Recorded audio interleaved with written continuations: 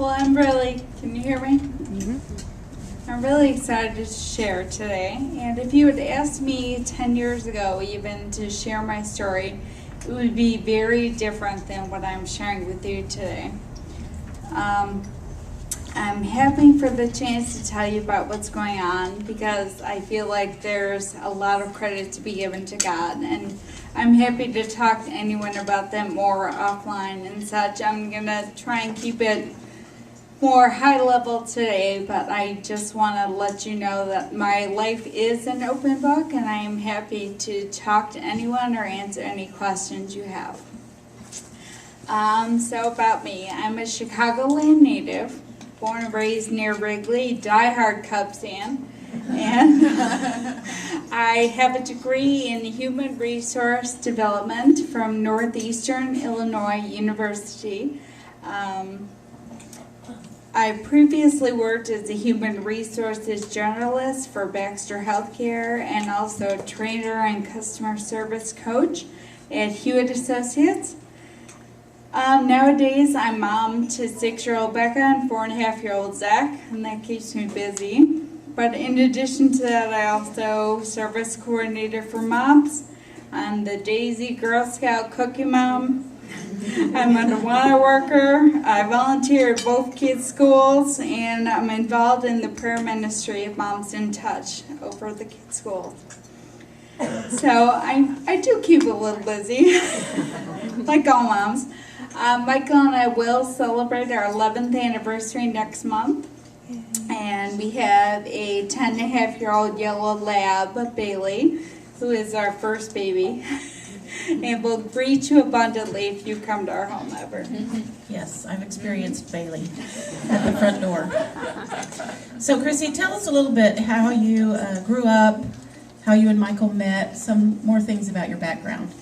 I grew up in a very traditional home. Mom and Dad are married 42 plus years, even now, which is a blessing.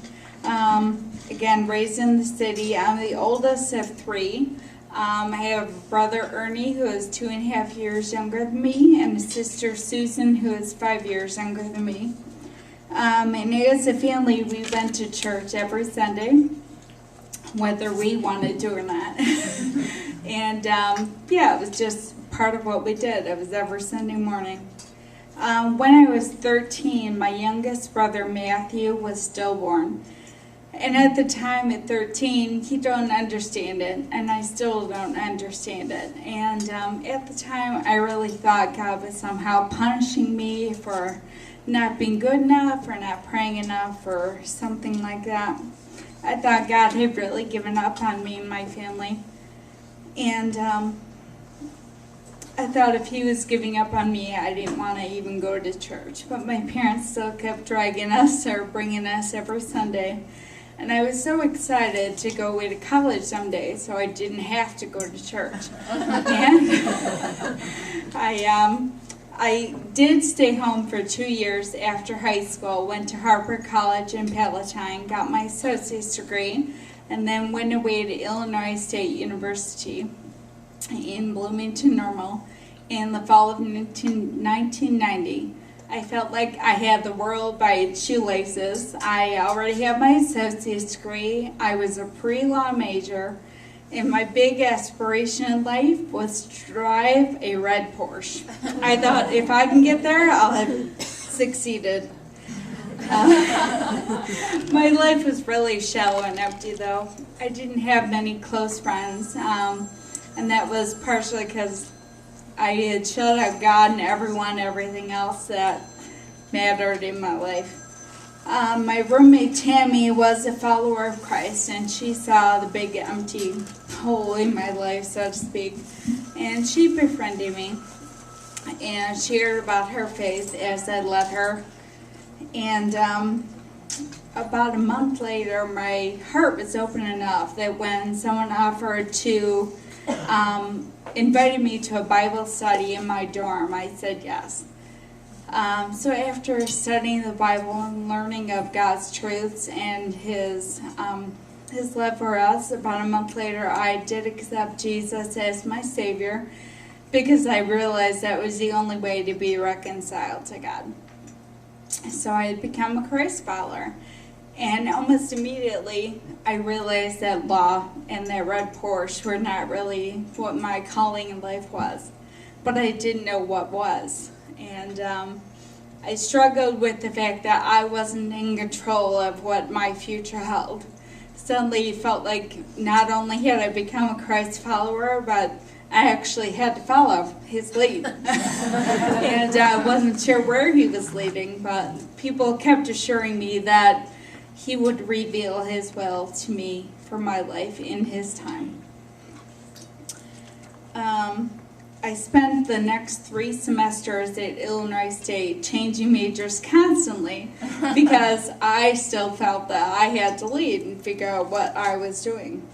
So I left college after 2 years with a bunch of classes in various areas under my belt, but no degree.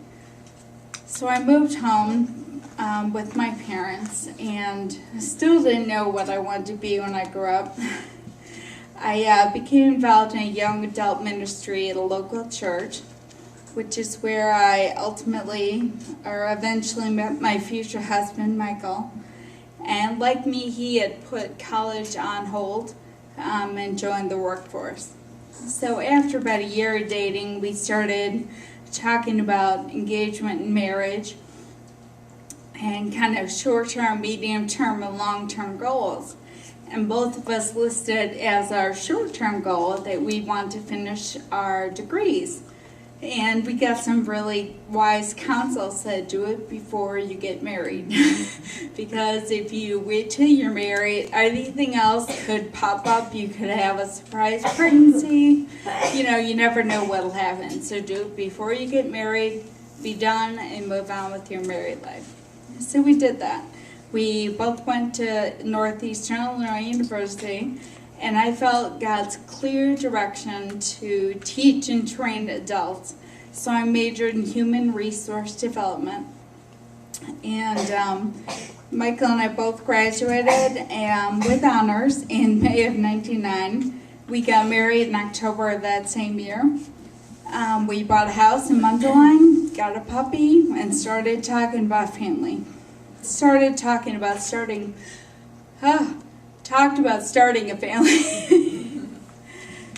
So I think you and Michael should go on a date and test drive red Porsches. Wouldn't that be a fun date? He couldn't fit the walker in the back. You wouldn't need to. It's just a test drive. There you go. So it sounds like you're starting the American dream. You got the house, the husband, the dog, thinking about children. But there's one thing that kind of kept you from feeling it was the American dream. What was that? What most of you don't know about me is that when Michael and I married in 1999, I was over 300 pounds. And Michael loved me just as I was, so that was never an issue. But we both knew that my weight could complicate a pregnancy. So we sought out doctors' opinions about me undergoing gastric bypass surgery. And every doctor we talked to said that I was the perfect candidate. I was young, I was healthy except for my weight, I had a great support system. All the stars seemed to be aligned, so to speak. So we thought about it, talked about it, prayed about it, and decided to go forward with the surgery. So in February 2001, I had the gastric bypass surgery, thinking I would be fully recovered and back to work in 4 to 6 weeks. But that's not what happened. So tell us what happened. Almost immediately I started developing tons of complications, which snowballed one on top of another over the next number of months. I ended up having 4 surgeries instead of the one we had planned on.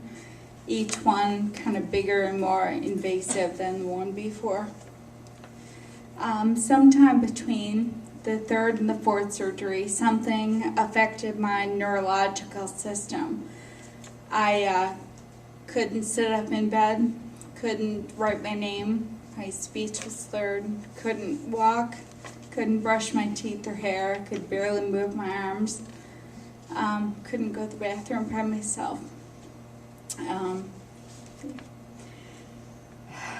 So the doctors ran every test they could, and they weren't able to say concretely what caused all these problems.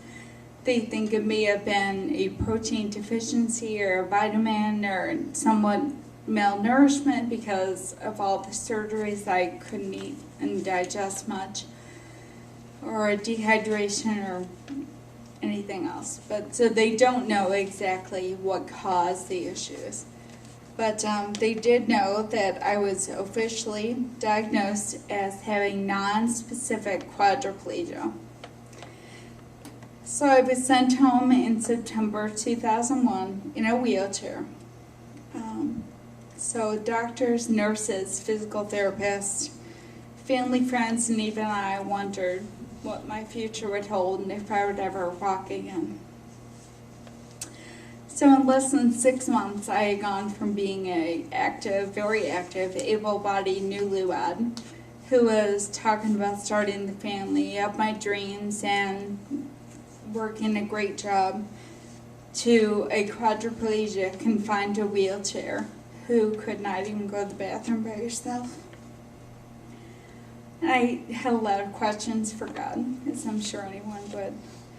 I asked him, how can this happen? This is not my plan. Will Michael and I still be together now that I'm a cripple? What about kids? What about all my plans? Why me, God? And I even contemplated in my darkest of times, should I take my own life? So Chrissy shared with me this week too that she actually came home from the hospital on September 9th, 2001, and 2 days later was September 11th, 2001. Wow. So on top of coming home with all of those problems and questions, she had to deal with everything that we all dealt with on September 11th. And Chrissy, you know, all of us, not to the extent of you, but we've all asked those same questions at some point in our life. Why me, God? Why has this happened to me? It's not fair. So how did you deal with that and not just be swallowed by those questions? Yeah. And Chrissy, you know, all of us, not to the extent of you, but we've all asked those same questions at some point in our life. Why me, God? Why has this happened to me? It's not fair. So how did you deal with that and not just be swallowed by those questions? Yeah. It was hard through lots of circumstances. And again, I'd be happy to talk to anyone about the details later. But my attitude started to change, and that was a long process. I did submit myself to some counseling, and I really think that was wise to do in that season. My questions really changed from a why me focus to how is God using me in this situation. So I soon started to see opportunities all around me to share that I never would have had without my disability. Like 7 years ago, I traveled up to Mayo Clinic for a consultation with oodles of doctors. I was there over a week. And I realized almost immediately that I really had a unique platform, because even though I was up there alone, we had no kids at the time. Michael was just finishing up a busy tax season. He's a CPA.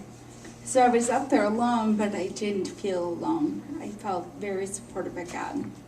And I was able to share about my faith and pray with and encourage other people who, even though they were there with family and friends, may have felt very alone in the midst of their own medical crises. I was also invited to be a volunteer mop-up worker because I was off for work on disability. I had the freedom in my schedule to do so. And I look back at those days pre-being a mom, and I realized that I received so much love and joy and encouragement from kids. You know, and they just saw me as Miss Chrissy. They didn't see me as a disabled person. That was, as silly as it sounds, a childlike view that I needed people to have with me at that time. So I just fell in love with them. And God, I realize now that God had led me to MOPS even before I was a mom because He knew I would need MOPS someday. So it's interesting to me that God just led me there even before I needed it. So obviously, over a course of time, you went from being wheelchair bound to being mobile.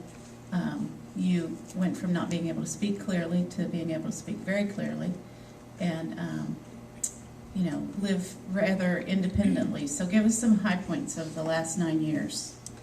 So there are lots of stories to tell, but some of the most notable ones. Michael is amazing, my husband. He really meant it when he said he will love me in sickness and in health, and through good times and bad. And He lovingly serves me and helps me every day. He encourages me through the dark times and challenges me when I'm getting stuck in my own pity parties. He reminds me how blessed I am and gives me a kick in the tush.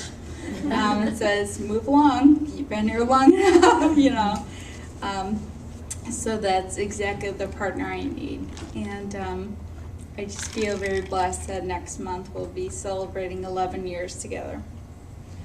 And because of my disability, Michael and I had kind of come to peace with the idea of never having kids. And that was hard because we wanted a family. That's what started this whole process. So at my doctor's recommendation, we were actively preventing pregnancy. Yeah, that didn't work so well. In September 2003, we found out we were pregnant.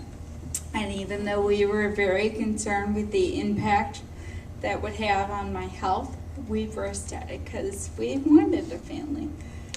So on May 17th, 2004, our daughter Rebecca Joy was born, perfectly healthy at the culmination of a textbook perfect pregnancy.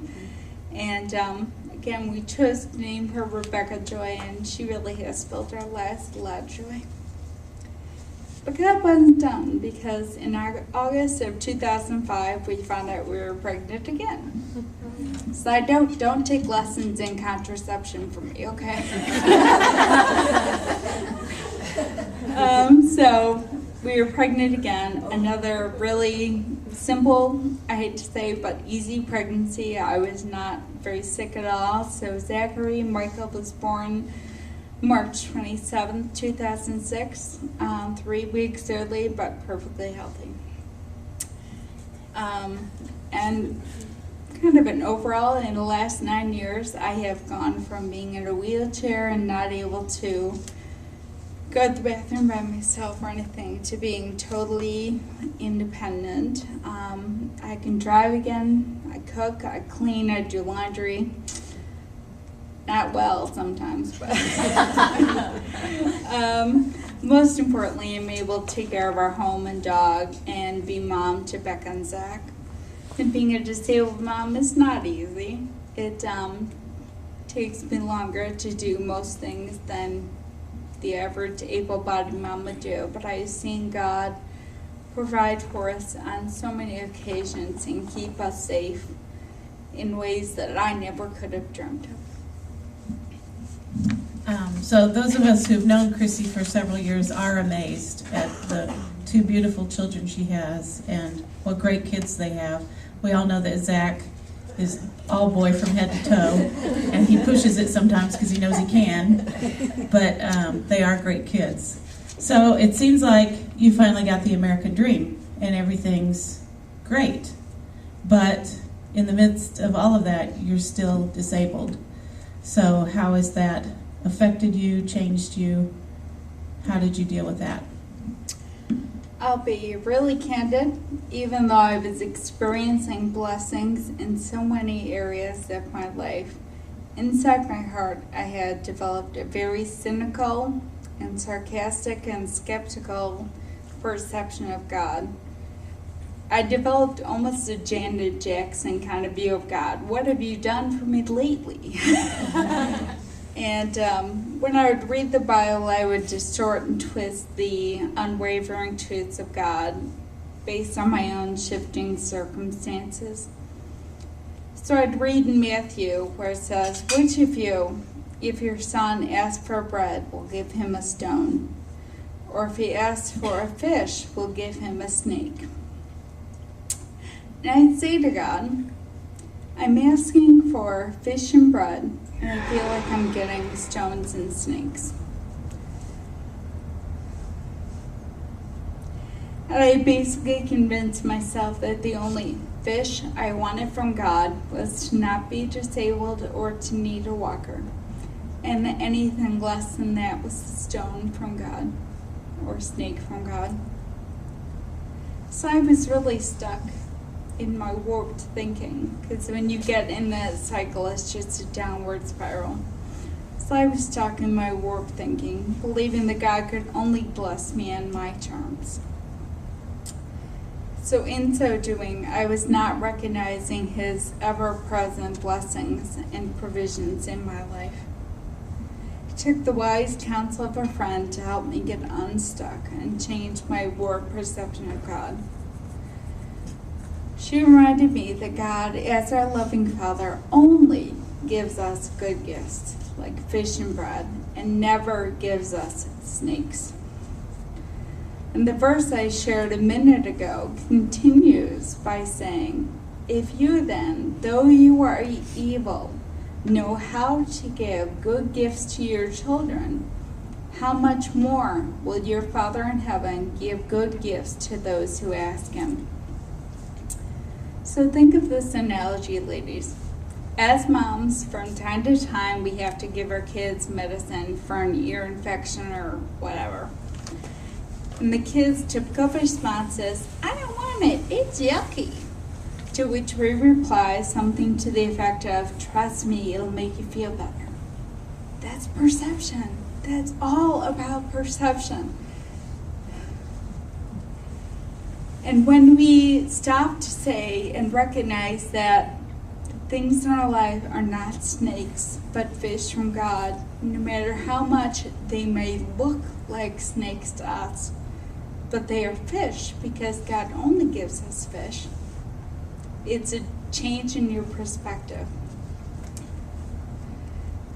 So going back to the analogy, we as moms know what our kids need, like medicine for an ear infection, or ongoing, like being buckled in their car seats, or getting good rest and eating healthy food. And even if our kids don't like it and wiggle and squirm and hate their car seats or their broccoli or going to bed on time or whatever, we do everything we can to accomplish that goal because we as the mamas know best. We are loving parents in this analogy, just like God is our loving Heavenly Father. So the problem I and many of us have is, again, that we just change our perception. We view the unpleasant things in our life, whether it be a disability, job loss, marital conflict, health issues, death of loved ones, financial issues, as snakes instead of fish. Yeah, my kids are grown, but when they were little and had chickenpox, which we didn't have a vaccine for back then, the only medicine was oral Benadryl, which tasted horrible. So they would be screaming and crying as I had to give them the Benadryl, but it's the only thing that helped the itching. So I understand that. So you needed a change in perception. You needed to understand that God only gives good gifts. So how did you do that? It wasn't easy. When my friend reminded me of this, I kind of began just repeating to myself, it's not a snake, it's not a snake, it's not a snake. I feel like I said it a million times in my own head. So I would say it over and over whenever I caught myself having a distorted perception of my circumstances. And just because God knows that I'm a visual learner, I started seeing snakes all around me, toy ones.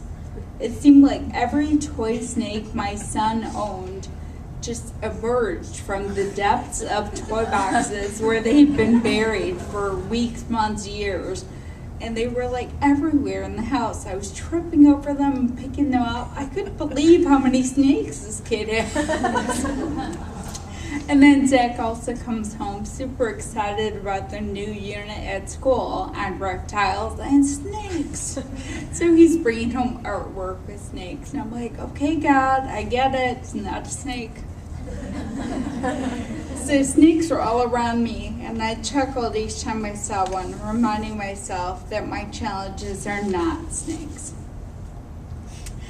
God can and yet does use even the most difficult or unimaginable circumstances for His glory. And I know that it's hard to grasp because I even think about my disability. I hate it. It sucks. Let me say it again. It sucks. I wouldn't wish on anyone, but I choose to trust that it's a fish from God and not a snake. Perhaps He's using my disability to slow me down from the super fast-paced lifestyle I had pre-disability and make me a better mom than I would have been if I were able-bodied. Perhaps He's using it to provide for my family financially. Because of my disability, I now receive Social Security disability benefits monthly from our government. So even though I don't work outside the home, I'm paid to be a stay-at-home mom. Or maybe God's using it to make my kids really sensitive to people with disabilities or who are different than themselves. And only time will tell how they use that in their future careers or life. Only heaven will reveal the true picture of why my earthly body was my earthly life was lived in a broken body. But I choose to trust with joy that my disability is a fish and not a snake. So I have personally been able to witness this transformation in Chrissy, in her thinking and her perceptions.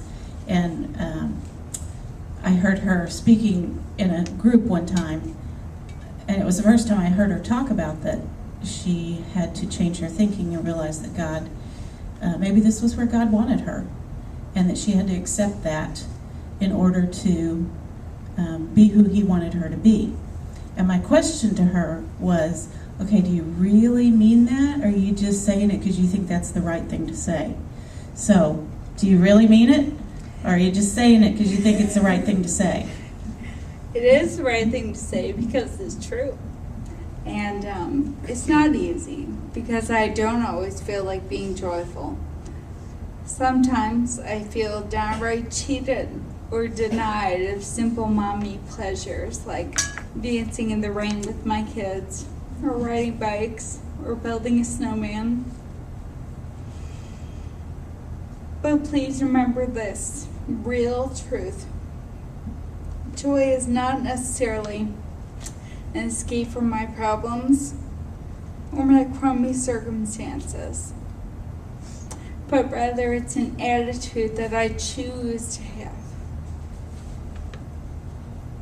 I don't have to give up my feelings of sorrow, frustration, disappointment, or confusion, or pain to still have joy and trust in God's good gifts.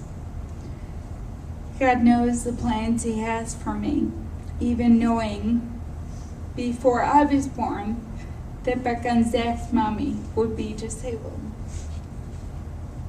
And knowing He's always with me and has a plan for me and knows my future is my real source of joy. All right, so I have a gift for each of you today. You grab the bucket. No, the bucket. So today you'll each be going home with your very own toy snake. So if you could start that around. So I encourage you to put it on your windowsill or your computer desk or your dashboard, or throw it in a toy box to surface again in future days.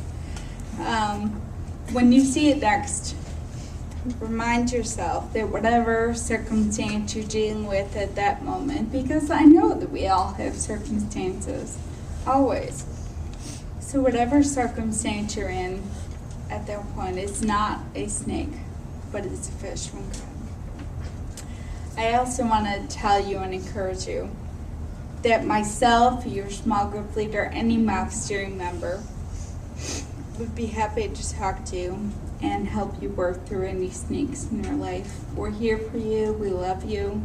We want to be on this journey of motherhood together. One of MOF's slogans is "No Mom Alone," and we really believe that and pray that you never feel alone. So I hope you take that snake and think about it and keep it and remember the things that Chrissy talked about today. Mentor moms are here for you too, and last week Jana wasn't here, but she's here this week. So Jana's our other mentor mom. We introduced you last week even though you weren't here. So does anybody have a question for Chrissy? We have a few more minutes before we go to small groups. If you do have a question, that's fine. If we don't have any questions, that's fine too. But don't be afraid to ask anything. Nothing Monica. is off limits. Monica. When you said you went to counseling, did you seek a Christian counselor? I personally did. I actually went to a pastor at the church I was attending at the time, and he counseled me for a number of months. I know you don't think this, but I just wanted to maybe ask for clarification. When you're not saying that God is giving you these problems to make you grow, they're there to make you grow. It's hard to know what God's doing. I mean, when you ask those questions like, God, why are you doing this to me? And he comes back and says, well, I'm giving you fish and a snake. How do you answer that question to yourself sometimes? Well, God, why are you giving me bad things? But they're good things? Is it just perception? Is that what... I know more what you think, but I figured that's a good question. My attitude, Mandy, correct me if I'm treading on thin ground here, but my attitude to choose to accept whatever my life entails as a fish, not a snake. And, again, there are some things in my life that are really sucky. The death of my brother. There's no reason on this earth that I can understand that. My disability stinks. And I don't get it.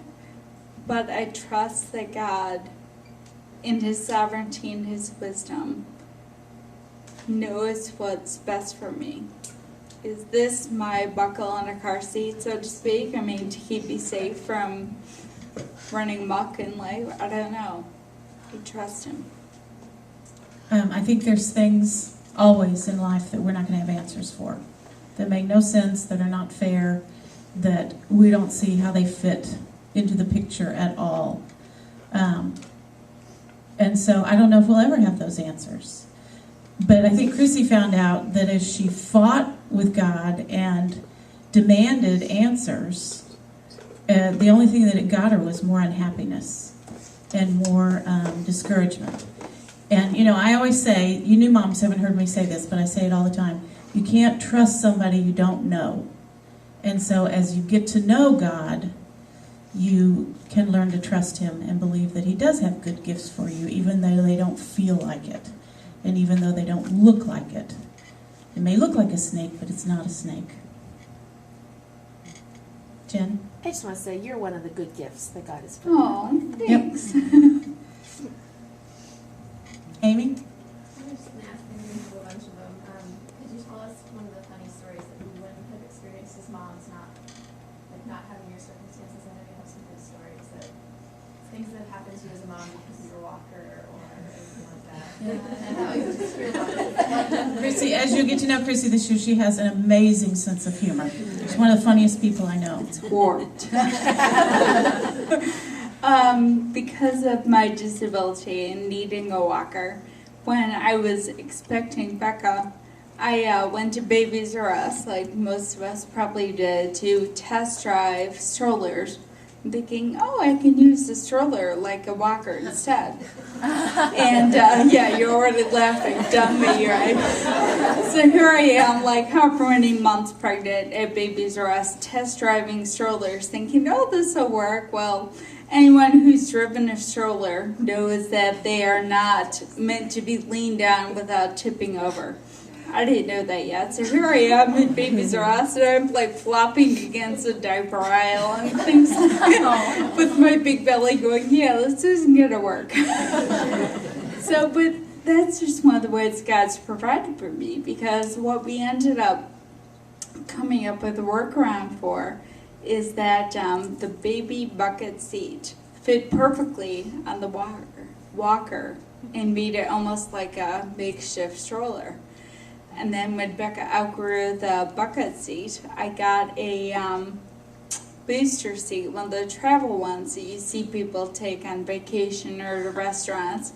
And I strapped it to the walker, and it was on there, and I buckled her in, and again, a makeshift stroller.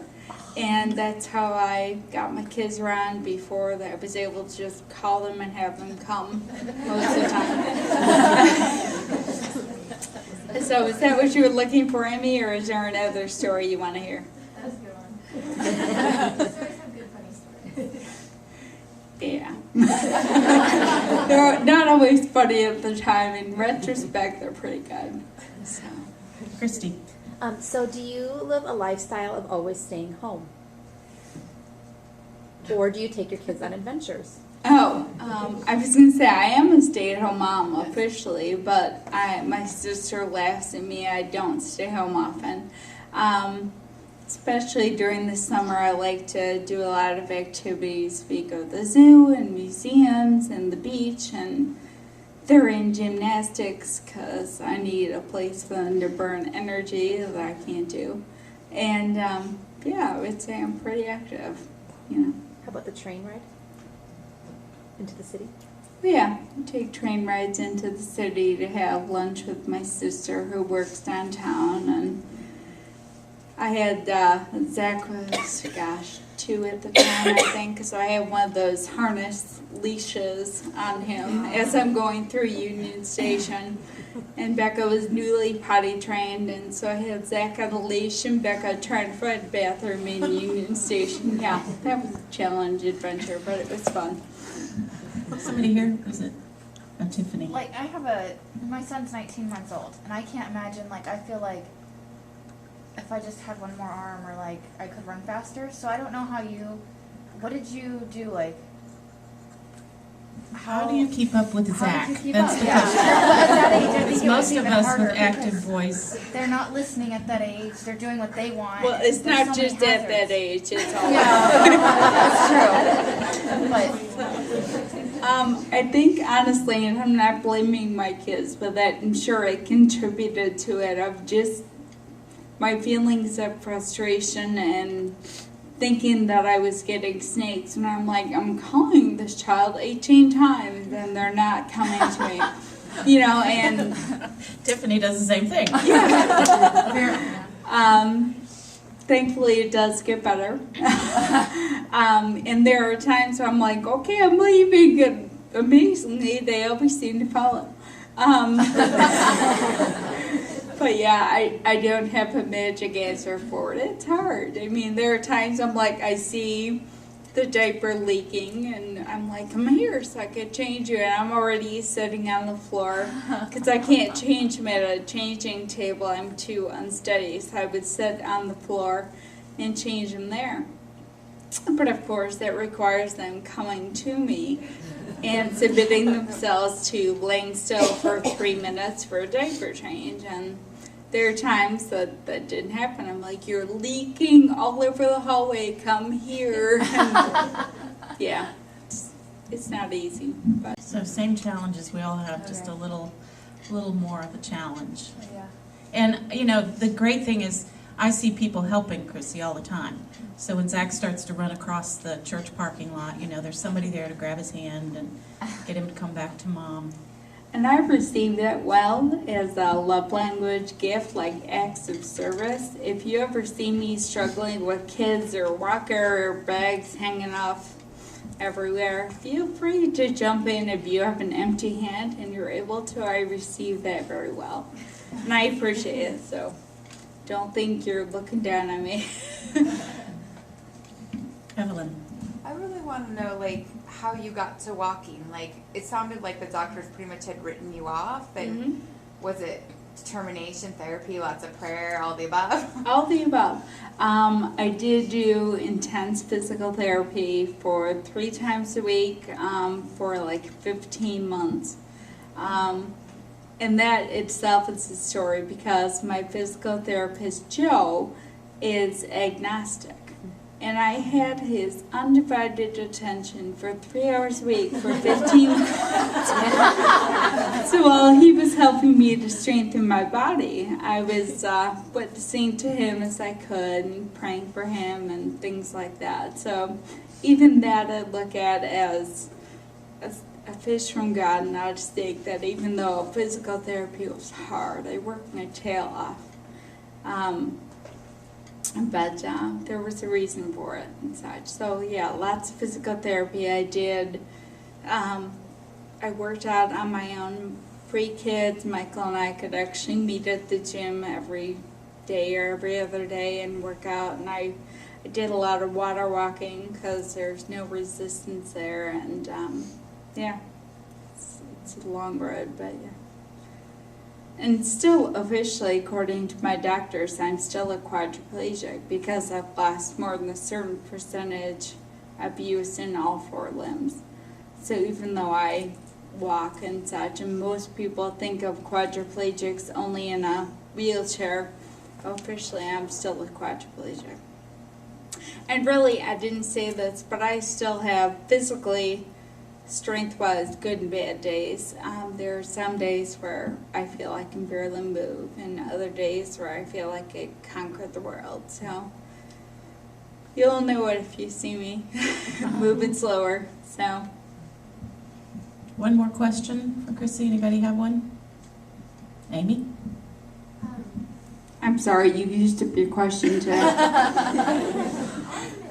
No, go ahead. I don't know how to word it exactly, but do you sometimes feel like I'm wondering which side you go to of I've already had my suffering, my hardship done, my life should be good now, or if you go towards life is really stinky and I better be braced up for everything else stinky that's coming.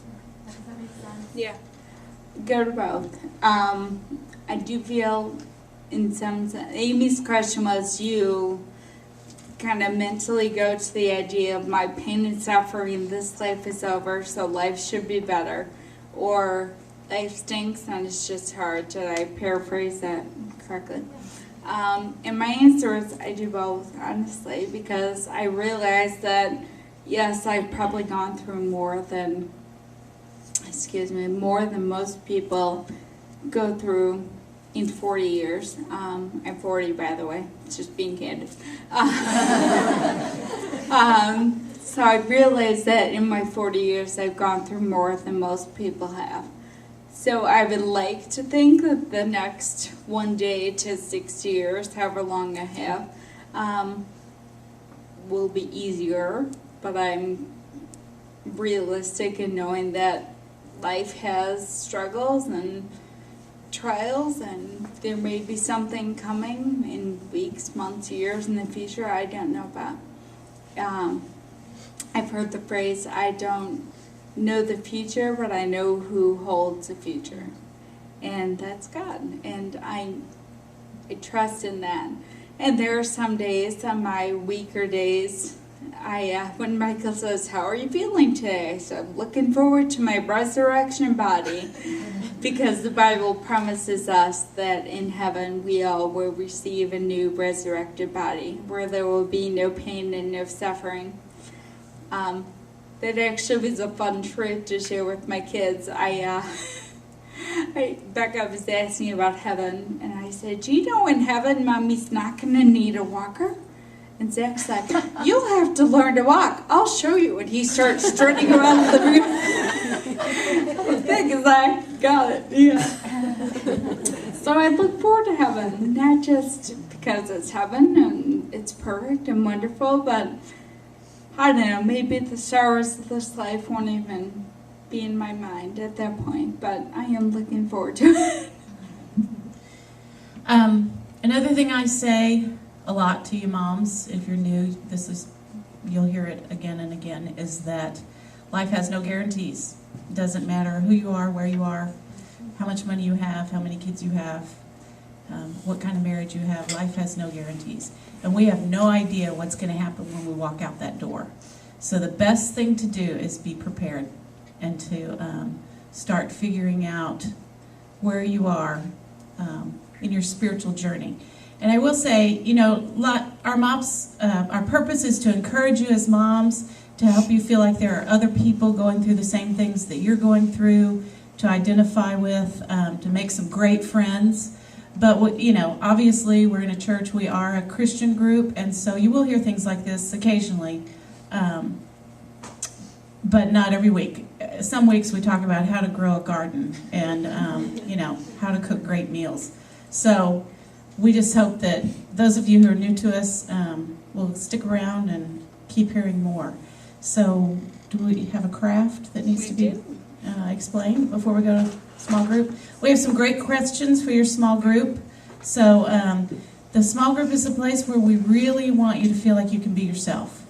And we really want you to feel like you can talk about your life and share things about who you are and make some great friends. So please, as you have the questions today and as you're working on your craft, think about how you can open up to your small group. And this is Jody Hasner. She's